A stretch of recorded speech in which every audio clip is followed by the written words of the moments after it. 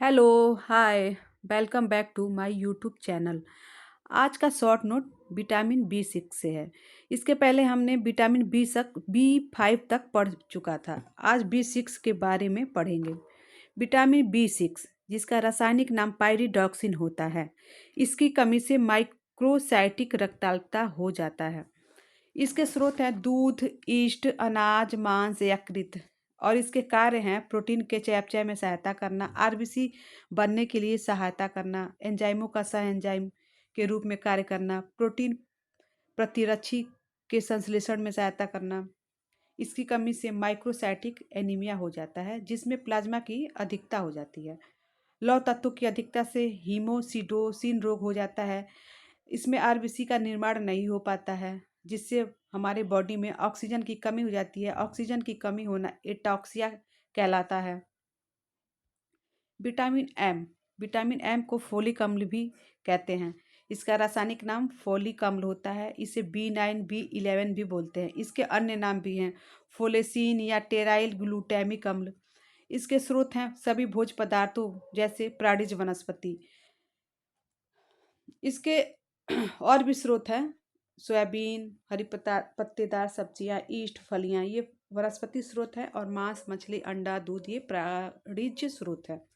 कार्य, इसके कार्य हैं शारीरिक वृद्धि में सहायता करना, विटामिन B12 के साथ मिलकर आरबीसी के निर्माण में सहायता करना, डीएनए का संश्लेषण करना, तंत्रिका तंत्र की कार्य को सुचारू रूप से करने हेतु। फोलिक अम्ल के दो प्रकार होते हैं, टेट्राहाइड्रोफोलिक अम्ल और कंजुगेट फोलिक अम्ल। यह बंधा हुआ होता है।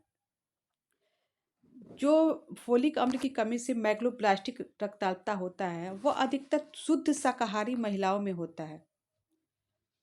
इसमें महिलाओं के बॉडी में ब्लड घटकर, हीमोग्लोबिन घटकर 6 से 7 ग्राम प्रति 100 ml हो जाता है। और एक सामान्य महिला में हीमोग्लोबिन का स्तर 12 से 13 ग्राम प्रति 100 ml होना चाहिए। लेकिन मैग्लोब्लास्टिक रक्ताल्पता में घटकर यह 6 से 7 ग्राम प्रति 100 ml हो जाता है। और इसमें आरबीसी का आकार घटकर 2 से 3 mm प्रति mm³ हो जाता है।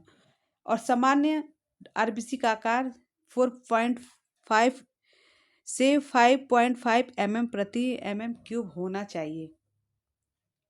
विटामिन एच, इसको बायोटीन के नाम से भी जानते हैं। इसका नाम यॉर्गी वैज्ञानिक ने विटामिन से 7 रखा।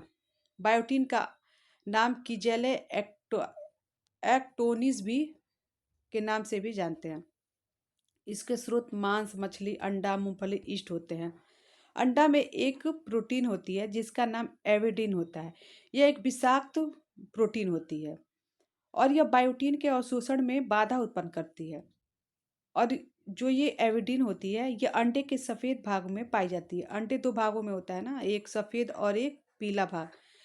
तो जो एविडिन होता है वह सफ़ेद वाले भाग में होता है। और इसकी कमी से चर्म रोग, बालों का झड़ना होने लगता है। सडन इन्फेंट डेथ सिंड्रोम, यह बायोटिन की मात्रा कम होना और खनिज लवणों की संख्या कम होने पे होती है। कोलिन, कोलिन जो होता है यह फास्फोलिपिड का प्रमुख घटक होता है। इसमें फास्फोलिपिड प्रोटीन पाई जाती है। स्रोत, सभी प्रकार के प्राणिज और वनस्पतियों में यह विटामिन पाया जाता है। कोलिन, कोलिन की कमी से पुरुषों में अभी तक कोई रोग या लक्षण देखने को नहीं मिला है, ना इसकी कमी से और ना अधिकता से। कोलिन विटामिन बी का प्रकार है। विटामिन बी के कई प्रकार हैं, B1, B2, B3, B5, B7, B6, B9 B11 और B12 के बारे में पढ़ेंगे। B12 साइनोकोबालमिन, यह कोबाल्ट और फास्फोरस का मुख्य स्रोत होता है। विटामिन B12 में कोबाल्ट और फास्फोरस दोनों मिनरल्स मिलते हैं, दोनों खनिज लवण मिलते हैं। इसमें साइनो समूह होता है। इसके प्राप्ति स्रोत दूध, आंत के जीवाणु विटामिन B12 की वृद्धि में सहायता करते हैं। जो हमारे आंत में इंटेस्टाइन में जीवाणु होते हैं, बैक्टीरिया, जिसको ई कोलाई बोलते हैं, उसकी वृद्धि में सहायता करते हैं। मांस, मछली, यकृत, अंडा, हरी सब्जियों में ये पाया जाता है विटामिन B12। विटामिन B12 भी दो प्रकार का होता है, साइनोकोबालमिन और हाइड्रोक्सीकोबालमिन। यह दोनों यकृत ऊतकों में देखने को मिलता है। कार्य: आरबीसी की परिपक्वता के लिए नितांत आवश्यक है। B12 कार्बोज वसा प्रोटीन के चयापचय में सहायता करता है। विटामिन B12 इसकी कमी से पर्नीशियस रक्ताल्पता होता है, जिसके अंतर्गत मुंह में छाले होने लगते हैं, मुंह में छाले पड़ जाते हैं।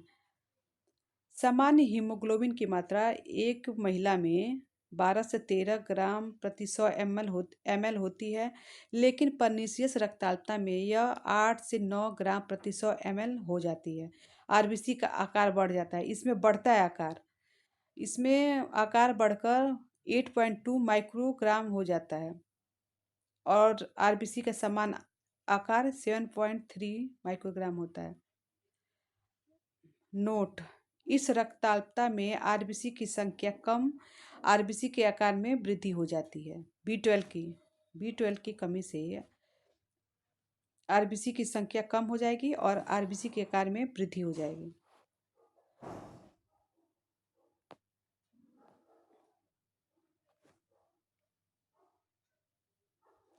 आज हमारा विटामिन बी टॉपिक ख़त्म होगा। कल विटामिन सी और डी के बारे में पढ़ेंगे।